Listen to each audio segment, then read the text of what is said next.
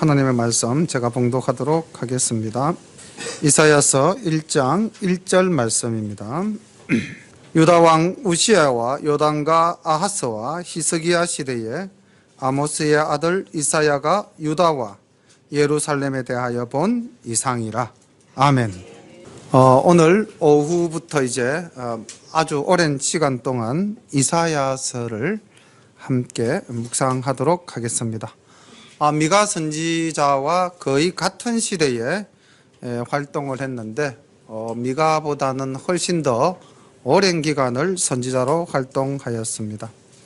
이사야라는 이름은 이사야후, 여호와는 구원이시다, 이런 뜻을 가진 선지자입니다. 여호와는 구원이시다. 그러니까 이사야서에서는 어떤 내용이 기록되어 있을까요? 하나님께서 메시아를 통해서 이 땅을 구원하신다 하는 복된 소식이 이사야서의 주된 내용이 되겠죠. 그래서 이사야서의 주제가 거룩한 창조주 하나님께서 메시아를 통해서 이 땅의 남은 자를 구원하신다 라는 그런 주제를 삼고 있습니다. 이사야 선지자가 활동한 시기는 우시야가 죽던 해부터 활동을 했다라고 기록되어 있으니까 약 BC 739년부터 므낫세의 통치 기간 중에 순교했다라는 설이 있으니 대충 BC 680년, 약 60년간 선지자로서 활동을 하였고요. 이사야는 미가와는 달리 미가가 시골 출신의 촌부였다면 이사야는 예루살렘에 거주하던 왕족 중에 한 사람이다. 그래서 왕가의 이 교류도 많았던 것을 우리가 말씀을 보면서 확인할 수 있게 됩니다. 이사야서가 기록되어진 목적을 살펴보면 하나님을 떠난 배역의 길은 무서운 심판을 초래한다는 사실을 이사야가 경고하기 위해서, 또 구원은 외세가 아니라 오직 여호와께 있음을 깨우쳐주기 위함입니다. 그 이사야가 활동하던 그 당시는 애굽이 몰락해 있던 애굽이 서서히 부흥하고 또 한창 기세를 떨치던 아수르가 서서히 퇴조하면서 신흥 대국 바벨론이 성장해 오던 시기입니다. 그래서 하나님을 의지하기보다는 이런 외국의 그 군대를 이용해서 어떻게 나라를 유지해 보려고 했던 그러한 그 당시 왕들의 잘못된 신앙을 깨우쳐주는 것도 이사야서의 주된 목적입니다. 그리고 언약의 공동체의 남은 자들에게 하나님의 구원이 임할 것임을 알려주기 위함이다. 이것은 오늘날 우리에게도 적용이 되는 귀한 말씀입니다. 그리고 하나님의 언약에 근거하여 장차 온전한 구원을 이룰 메시아를 바라보고 소망을 가지도록 하기 위함인데, 이사야서만큼 우리 주님에 대해서 구체적으로 또 예언하고 알려주고 있는 내용이 상당수 기록되어져 있음을 우리가 알 수가 있죠. 이사야서는 이제 전체적으로 크게 세 구분해서 볼 수가 있는데, 1장부터 35장까지는 하나님의 심판에 대한 예언으로 구성되어져 있고요. 36장부터 39장까지는 그 당대의 역사가 기록되어져 있습니다. 특히 히스기야 왕의 발병과 그리고 수명 연장, 이 내용이 사실은 열왕기서나 역대서에 기록되어져 있는 부분들인데, 특이하게도 이사야서에 이러한 역사적 사실을 기록해 놓고 있습니다. 그리고 40장부터 66장까지는 하나님의 위로하심, 우리들에 대한 소망, 이러한 내용들이 구성되어져 있는데, 이렇게 크게 세 구분으로 나눌 수 있지만 또한 이 이사야서가 가지는 가장 큰 특징을 우리 성도님 중에 아는 분들도 계실 것 같기도 한데, 이사야서가 총 몇 장으로 구성되어져 있습니까? 66장으로 구성되어져 있죠. 그러니까 이 66이라는 숫자는 뭐하고 똑같습니까? 예, 신구약 성경의 권수랑 똑같죠. 그다음 구약이 총 몇 권이죠? 39권이죠. 그죠? 그래서 이사야서도 1장부터 39장까지가 한 단원이 되고요. 40장부터 66장까지가 한 단원인데, 1장부터 39장까지는 죄에 대한 하나님의 심판이 강조되어져 있습니다. 그러니까 구약이 하나님이 택한 백성 이스라엘이 범죄함으로 말미암아 하나님께서 이스라엘을 어떻게 심판하였는가라는 내용으로 기록되어져 있죠. 그 가운데 심판받을 수밖에 없었던 그 구약의 이스라엘 백성들에게 구약에서는 무엇을 예언하고 있습니까? 메시아를 예언하고 있죠. 그 메시아가 이 땅에 오신 것이 신약이지 않습니까? 그래서 이 39장까지의 내용에는 심판이 나타나 있다면 40장부터 66장까지는 메시아가 이 땅에 오셔서 하나님의 구원이 이루어진다라는 내용이 강조되어져 있습니다. 그래서 이사야서는 어떻게 보면 성경의 축소판과 같다.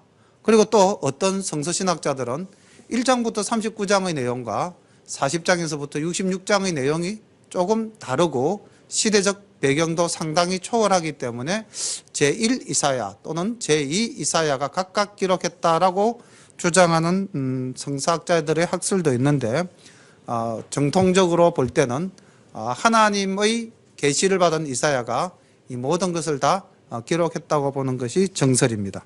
이사야서는 역사와 각 나라를 주관하시는 하나님의 주권적 섭리를 강조한 말씀이고요.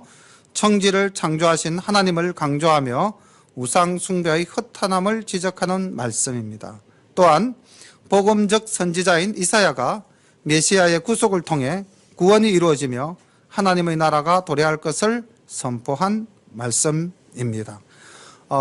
미가서에서도 미가 선지자가 강조한 것이 남은 자의 구원과 회복이라는 주제인데 이사야서도 동일하게 남은 자의 구원과 회복이라는 내용이 주류를 이루고 있습니다. 자, 이렇게 해서 이사야서를 개괄적으로 한번 살펴보았고요. 오늘은 이사야서 1장, 시간이 허락되면 2장까지 나가는 걸로 하겠습니다.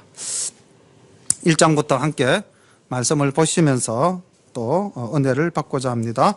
유다왕 우시야와 요담과 아하스와 히스기야 시대에 아모스의 아들 이사야가 유다와 예루살렘에 대하여 본 이상이라. 이렇게 봤을 때 이제 이 이사야서에서 이사야가 대상으로 삼고 있는 자가 유다와 예루살렘, 남유다 왕조에 대한 것임을 볼 수가 있습니다. 하늘이여 들으라, 땅이여 귀를 기울이라. 여호와께서 말씀하시기를 내가 자식을 양육하였거늘 그들이 나를 거역하였도다. 자, 2절부터 나오는 이 말씀이 가슴이 많이 아프죠. 하나님께서 이스라엘 백성을 무엇과 같이? 자식같이 그렇게 양육하였는데 이들이 나를 거역하였습니다. 그리고 그 아픈 하나님의 마음은 다음 비유를 통해서 또 이야기하고 있습니다. 소는 그 임자를 알고 나귀는 주인의 구유를 알건만은 이스라엘은 알지 못하고 나의 백성은 깨닫지 못하는 도다. 이 말씀을 우리 삶 속에 적용시킨다면은 우리야 늘 하나님의 은혜에 감사하는 감사의 생활을 하고 있는데 실제로 하나님의 은혜를 알면서도 또 하나님을 떠난 자들 있잖아요. 물론 당연히 돌아와야 되겠습니다만은 하나님의 은혜를 알고도 그 하나님의 은혜를 느끼고 또 감사하고 또 하나님께 예배드리지 못한다면 그는 무엇보다도 못한 존재가 됩니까? 소나 나귀보다도 못한 존재가 되어져 버린다는 것입니다. 근데 이스라엘은 그랬다는 거죠. 그 시대에 하나님께서 택하셔서 가나안 땅을 주시고 다윗 왕조를 통해서 역사를 이어가게 하셨건만 그들은 하나님을 거역하고 하나님께 돌아오지 않았다는 거죠. 그래서 하나님께서는 소나 나귀보다도 못한 이스라엘을 돌아보시면서 이렇게 한탄하고 계십니다. 슬프다 범죄한 나라요 허물진 백성이요 행악의 종자요 행위가 부패한 자식이로다. 그들이 여호와를 버리며 이스라엘의 거룩한 자를 만홀히 여겨 멀리하고 물러갔도다. 너희가 어찌하여 매를 더 맞으려고 더욱 패역하느냐. 온 머리는 병들었고 온 마음은 피곤하였으며 발바닥에서 머리까지 성한 곳이 없이 상한 것과 터진 것과 새로 맞은 흔적뿐이오늘 그것을 짜며 싸매며 기름으로 유하게 함을 받지 못하였도다. 너희 땅은 황무하였고 너희 성읍들은 불에 탔고 너희 토지는 너희 목전에 이방인에게 삼키웠으며 이방인에게 파괴된 같이 황무하였고 딸 시온은 포도원의 망대같이 원두밭의 상직막같이 에워싸인 성읍같이 겨우 남았도다.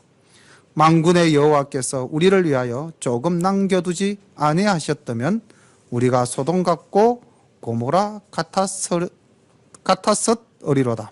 이 4절부터 9절까지의 말씀을 보니까 그 당시 이스라엘이 얼마나 하나님을 떠나서 고난과 환난 중에 있었는가를 알 수가 있죠. 목사님, 저도 머리가 병들었고 마음이 피곤하고 발끝에서 머리끝까지 성한 곳이 없습니다. 혹시 그런 피폐한 마음으로 혹 이 자리에 앉아 있다면은 그 이유가 내가 하나님 마음을 아프게 하였기 때문이다. 하나님을 슬프게 하였기 때문이다. 그렇지만은 9절에서 소망을 얻기 바랍니다. 여호와께서 우리를 위하여 조금 남겨두셨다라고 기록되어져 있습니다. 멸망할 무리다 할지라도 하나님의 은혜는 그 가운데 임하시는 것입니다. 너희 소돔의 가는들아 여호와의 말씀을 들을지어다. 너희 고모라의 백성들아 우리 하나님의 법에 귀를 기울일지어다. 여호와께서 말씀하시되 너희의 무수한 재물이 내게 무엇이 유익하뇨? 나는 수양의 번제와 살찐 짐승의 기름에 배불렀고 나는 수송아지나 어린 양이나 수염소의 피를 기뻐하지 아니하노라. 오늘 우리가 오전 예배 때 미가서에서 천천의 양이나 만만의 기름을 하나님은 결코 원하지 않으신다고 말씀하신 것과 동일한 논리로 이사야 선지자도 외치고 있습니다. 너희가 내 앞에 보이러 오니 그것을 누가 너희에게 요구하였느뇨? 내 마당만 밟을 뿐이니라. 헛된 재물을 다시 가져오지 말라. 분향은 나의 가정이 여기는 바요. 월삭과 안식일에 대회로 모이는 것도 그러하니 성회와 아울러 악을 행하는 것을 내가 견디지 못하겠노라. 여기 여러분들 줄을 좀 꺼주시기를 바랍니다. 성회와 아울러 악을 행하는 것을 내가 견디지 못하겠노라. 우리가 예수 믿고 신앙생활 하면서도 우리가 만약에 이 세상에서 빛과 소금 된 생활을 하지 못한다면은 하나님께서는 오늘 우리가 여기 이 자리에 앉아서 아무리 예물을 드리고 찬양을 드리고 하나님께 예배를 드린다 할지라도 하나님은 이 예배를 받지 않으신다는 겁니다. 다만 내 마당만 밟을 뿐이다. 그리고 하나님께서는 너희들의 행하는 것을 내가 견디지 못하겠다. 형식적인 종교 행위에 대한 진노입니다. 오늘날 많은 기독교인들이 선데이 크리스찬으로 이렇게 형식적으로 살아가는 사람들이 많지 않나. 언젠가 우리나라에 기독교인의 수가 1,000만 명이 넘었다라고 자랑스럽게 이야기하던 때가 있었습니다. 그때 우리나라 인구가 약 한 5천만 될 때 기독교인이 1,000만이다. 그럼 약 20%죠. 그런데 한번 생각해 보십시오. 기독교인 1,000만 명이었다면은 우리나라가 그만큼 하나님 뜻에 맞는 아름다운 나라가 되었어야 되는데 그렇지 못했잖아요. 그죠? 그래서 사실은 하나님께서는 이러한 숫자를 좋아하시는 것이 아닙니다. 교회가 대형화되어진다고 해서 좋은 것이 아니라는 것이죠. 그 교회에 속한 사람들이 얼마나 하나님의 뜻대로 살아가는가, 얼마나 온전한 삶을 살아가는가, 그것이 더 중요하다고 말씀하고 있는 것입니다. 하나님은 예물이나 형식이 우선이 아니라 그 마음, 그 중심을 우선으로 보시는 분이시죠. 지난번 수요 설교 때 마가복음에서 잠시 말씀드렸던 과부의 2렙돈, 뭐 우리나라 돈으로 치면 지금 한 1,500원 정도 되는 정말 소박한 헌금을 주님께서는 기뻐 보셨다는 겁니다. 부자가 많은 돈을 넣어도 예물 물질의 양에 있는 것이 아니라 그 사람이 어떠한 마음으로 주님을 섬기는가. 그래서 마태복음 23장 23절 보면 화 있을진저 해가지고 예수님께서 서기관과 바리새인들의 외식적 행위에 대해서 징계하시는 말씀이 있는데 오늘 이 본문 말씀과 관계가 있습니다. 23장 23절 화 있을진저 외식하는 서기관들과 바리새인들이여 너희가 박하와 해양과 근처의 11조를 들이되 율법의 더 중한 바 의와 인과 신은 버렸도다. 그러나 이것도 행하고 저것도 버리지 말아야 할지니라. 사실 이 이스라엘 성지순례 갔을 때 박하와 해양과 근처라는 것은 굉장히 뭐라고 그래야 됩니까? 식물들이 촘촘히 나고 그 식물의 크기가 작아서 이것을 10분의 1을 딱 규정해서 11조 드린다는 것이 굉장히 힘들다고 그래요. 근데 그때 당시 서기관과 바리새인들은 그러한 작은 물질도 확실한 11조를 드릴 만큼 자기들은 많은 성도님들 앞에서 주장했다는 거죠. 외식을 나타내 보였다는 겁니다. 그런데 그 바리새인과 서기관들의 마음속에 뭐가 없었다? 하나님의 공의를 실천하는 사랑과 인자함이 없었다는 거죠. 그래서 율법의 중한 바 공의와 인, 사랑과 신, 믿음을 그들은 버렸다는 겁니다. 우리가 오늘날 예배를 드림이 의무감으로, 혹시 의무감으로 오늘 이 시간에 앉아 있으시다면은 그건 정말 믿음과 즉 신과 의가 없는 거죠. 그죠?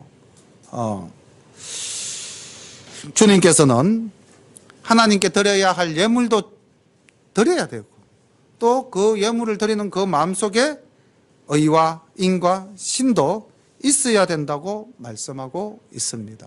하나님께서도 이사야 선지자를 통해서 너희들이 나의 앞에 예배드리러 나올 때에 예물을 들고 오는 것뿐만이 아니라 정말 나를 사랑하는 마음으로 오라 이렇게 이야기하고 있습니다. 14절부터 보겠습니다. 내 마음이 너희의 월삭과 정한 절기를 싫어하나니 그것이 내게 무거운 짐이라 내가 지기에 곤비하였느니라. 월삭은 매월 1일 아침에 드리는 예배죠. 너희가 손을 펼 때에 내가 눈을 가리우고 너희가 많이 기도할지라도 내가 듣지 아니하리니 이는 너희의 손에 피가 가득함이라. 자, 이 말씀도 우리가 악을 행하고 산다면은 우리의 기도는 공허한 메아리가 될 뿐이라는 것입니다. 너희는 스스로 씻으며 스스로 깨끗하게 하여 내 목전에서 너희의 억압을 버리며 악행을 거치고 선행을 배우며 공의를 구하며 학대받는 자를 도와주며 고아를 위하여 신원하며 가부를 위하여 변호하라 하셨느니라. 그러니까 레위기에서 하나님께서 말씀하신 그 말씀, 즉 나그네와 고아와 과부와 객을 도우라, 접대하라. 하나님께서는 우리의 삶 속에서 하나님의 사랑과 공의가 실천되어지기를 원합니다. 우리가 세상에 나가서는 자기 마음대로 살면서 교회에 왔을 때는 매우 거룩한 척 한다면은 굉장히 이것도 바리새인 서기관 못지않은 위선적인 삶이요, 이 당시 이스라엘 백성들이 드리던 외식적인 예배와 똑같겠죠. 여기 주님께서 9절에 우리가 소돔 같고 고모라와 같다고 이야기하고 있죠.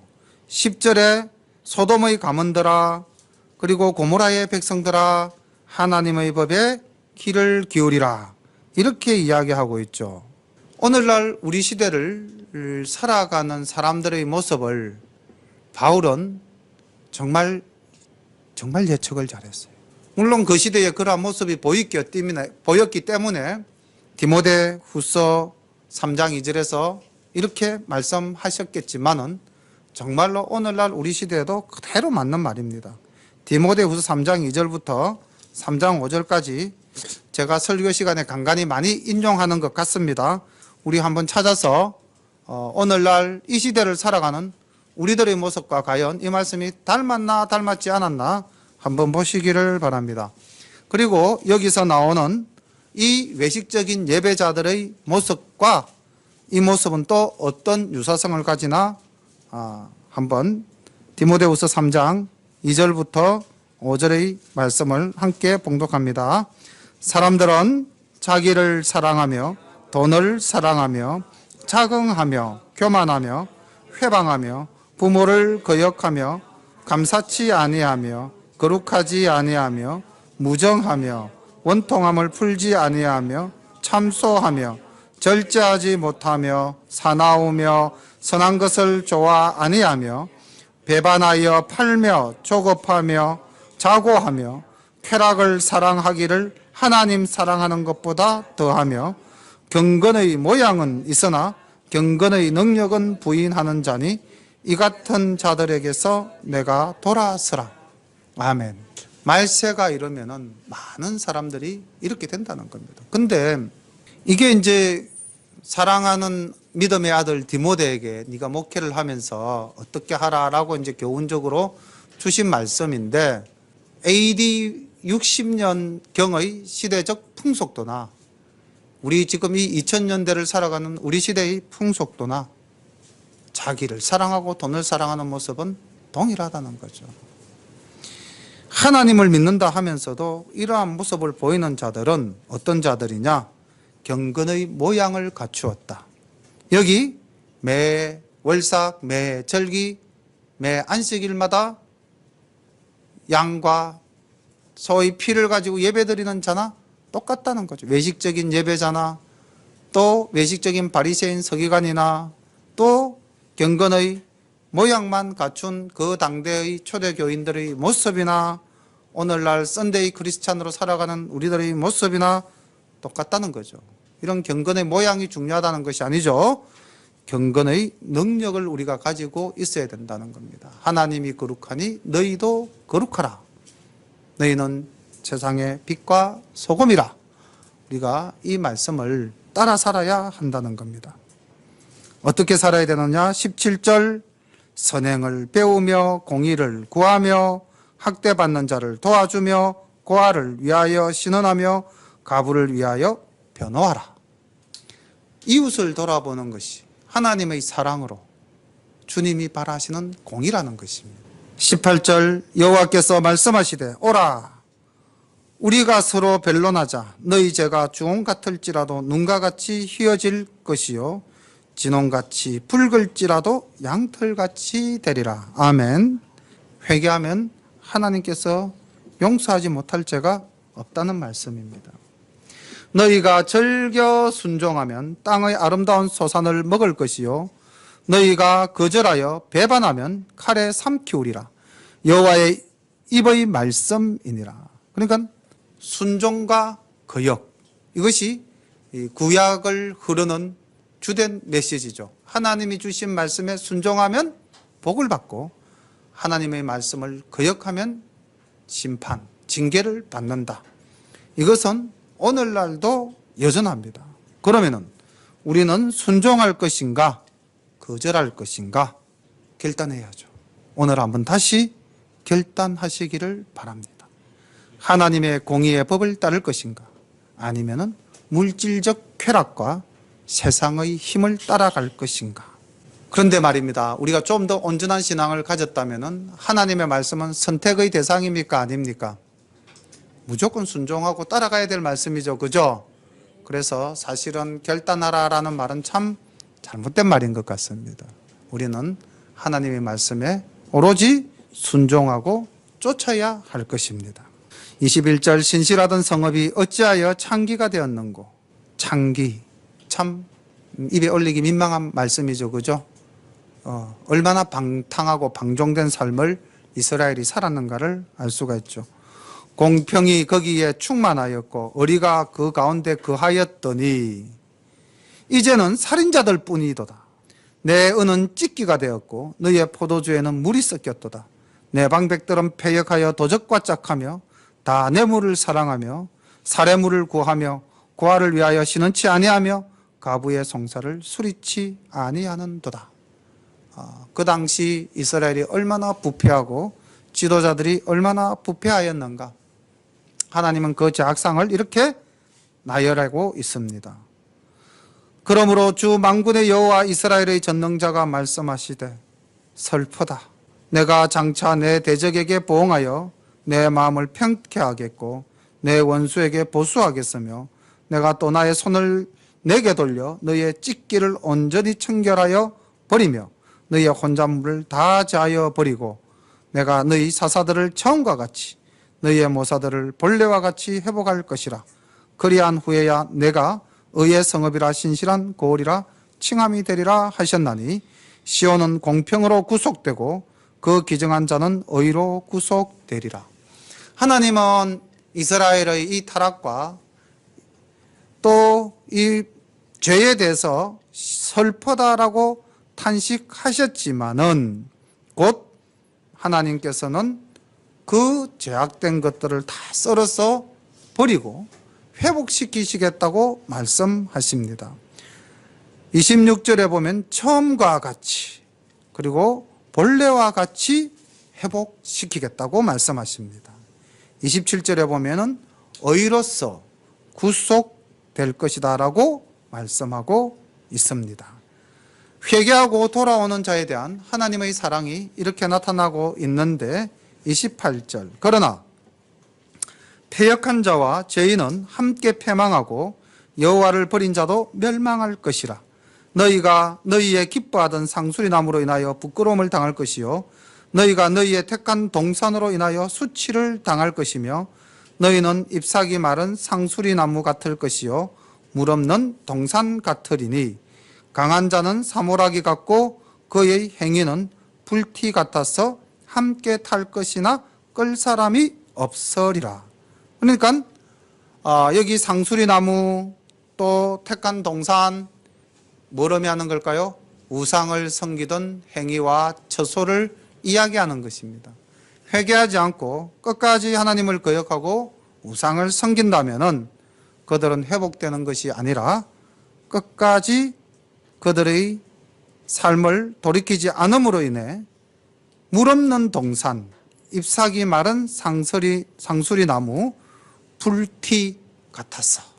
그 다음 끌 사람이 없다. 구원해 줄 리가 없다고 말씀하시고 있습니다. 이 이사야서 1장은 이제 이 이사야서 전체를 통괄하는 선적 내용입니다. 그래서 우리가 이 말씀을 보면은 그 당대 이스라엘 사람들이 우상을 참으로 많이 섬겼구나. 그리고 하나님께서 그렇게 공의로 돌아오라고 외쳐도 돌아오는 자가 적었구나. 하나님이 참 많이 슬퍼하셨구나. 이러한 것들을 우리가 알 수가 있습니다. 그리고 또한 하나님은 형식적이고 외식적인 예배를 싫어하시는구나 하는 것도 알 수가 있습니다. 2장 말씀도 이 원래 2장, 3장, 4장 이제 이렇게 같은 주제로 나가는 부분이라서 사실은 다음 주에 이게 이어 나가야 되는데 어떻게 할까요? 준비한 것을 계속 할까요? 여기서 맺을까요? 이정식 집사님을 보니까 맺어야 될 것 같습니다.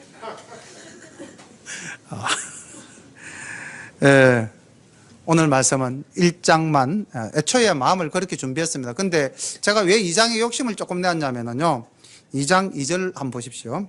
2장 2절부터 이것만 보겠습니다. 우리가 앞에서 미가서를 했기 때문에 2장 2절부터 4절까지 한번 읽어보시기 바랍니다. 시작.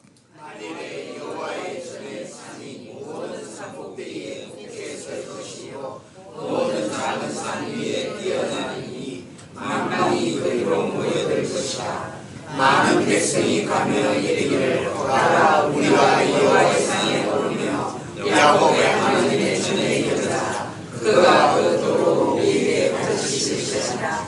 우리가 그 길로 행하리라.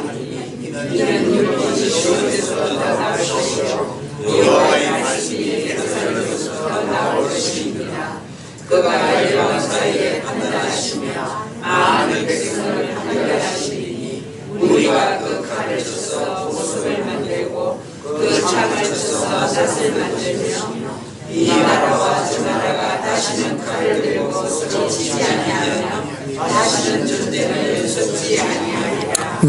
이 말씀이 얼마 전에 들었던 말씀과 똑같지 않습니까? 예, 미가서 4장 1절을 한번 펴보시기 바랍니다. 미가서 조금 뒤에 있죠. 이사야서보다 좀 더 뒤에 소선지 미가서 4장 1절.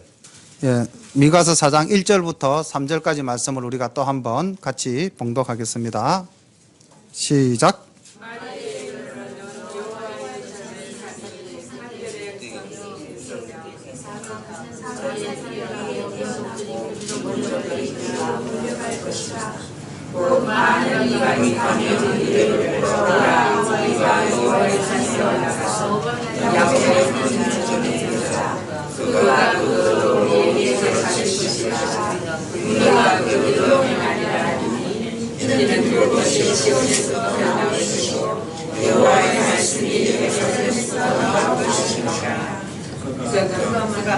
예, 계속해서 읽으시길 바랍니다.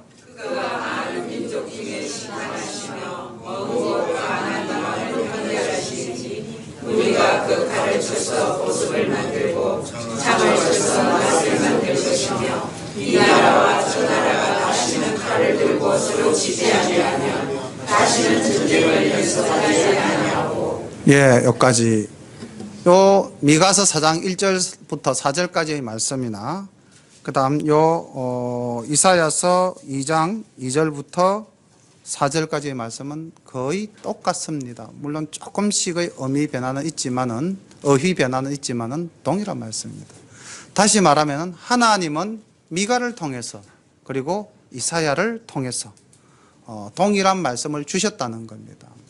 그리고 이 말씀은 다시 요한복음에 보면 예수님께서 사마리아 우물가에서 그 사마리아 여인을 만났을 때에 우리 조상들은 이 산에서 예배하고 유대인들은 예루살렘 성전에서 예배한다 할 때 주님께서는 뭐랍니까?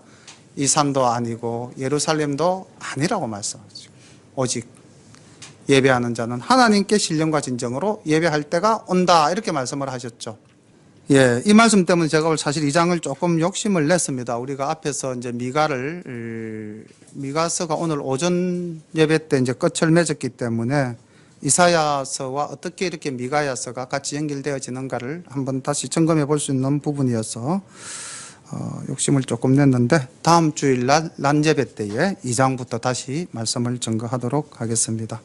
오늘 하나님께서 우리에게 주신 말씀은 각자가 은혜 받은 내용들이 다 다르시겠지만은 저는 이렇게 생각합니다. 우리가 오늘날 우리의 신앙 행위가 습관적이고 형식적이고 만약에 의무적이라면은 이 예배는 굉장히 잘못된 예배다.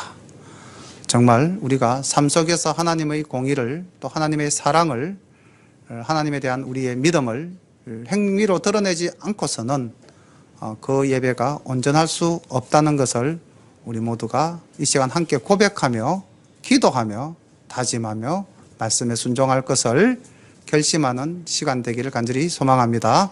우리 함께 이 말씀 가지고 잠깐 묵상으로 기도드리겠습니다. 사랑의 아버지 하나님, 은혜를 감사합니다. 패역한 세대, 멸망받을 수밖에 없는 이스라엘의 타락한 모습을 바라보면서 하나님 아버지께서는 슬프다 말씀하셨습니다.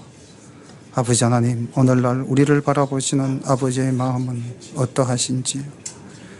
아버지 하나님, 혹시 우리가 하나님을 슬프게 하고는 있지 않은가 우리들의 삶을 되돌아봅니다. 아버지 하나님, 저희들이 만약 아버지 하나님 보시기에 형식적이고 외식적인 예배로 오늘도 일관하고 있다면 주님 저희들을 긍휼히 여기시고 이 시간 우리가 우리의 잘못을 회개하며 주님께 돌아가는 귀한 아버지의 아들들이 다 되게 하여 주옵소서. 사랑의 아버지 하나님, 정말 우리가 하나님 주신 말씀대로 하나님의 공의를 지키며 하나님의 법을 따르며 하나님의 말씀에 순종하며 아버지 하나님 이웃을 향하여 손을 널리 펴는 우리들이 될 수 있도록 인도하옵시고 아버지 우리 열린교회가 정말 이 지역 구암동과 소계동을 향하여 하나님의 사랑을 아낌없이 베푸는 교회가 될 수 있도록 인도하여 주옵소서. 아버지 하나님 모인 우리들이 먼저 서로 사랑하며 서로 위하며 서로 기도하며 서로 감사 안고 또한 아버지 이 힘을 합쳐서 더욱더 이웃을 사랑하는 우리들 모두가 될 수 있도록 인도하여 주옵소서. 하나님께서 은혜로 함께해 주시기를 바라옵고 원하며 그 말씀을 드리겠습니다. 사랑의 아버지 하나님, 은혜를 감사합니다. 하나님께서 택한 백성은 구원하신다 약속하셨사오니 언약에 신실하신 우리 아버지 하나님을 바라보며 앞날의 소망을 품고 주의 말씀을 즐겨 들으며 또 즐겨 행하기를 다짐하는 우리 모든 열림 가족들 머리 위에 아버지 하나님의 사랑이 늘 충만하게 내려주시기를 간절히 바라옵나이다. 또한 아버지 하나님, 하나님께서 우리와 함께 동행하신다는 사실을 우리가 늘 기억하고 우리가 하나님의 뜻에 따라 살아가는 요셉과 같은 존재가 될 수 있도록 인도하옵소서. 예수님의 이름으로 감사하며 기도드립니다. 아멘.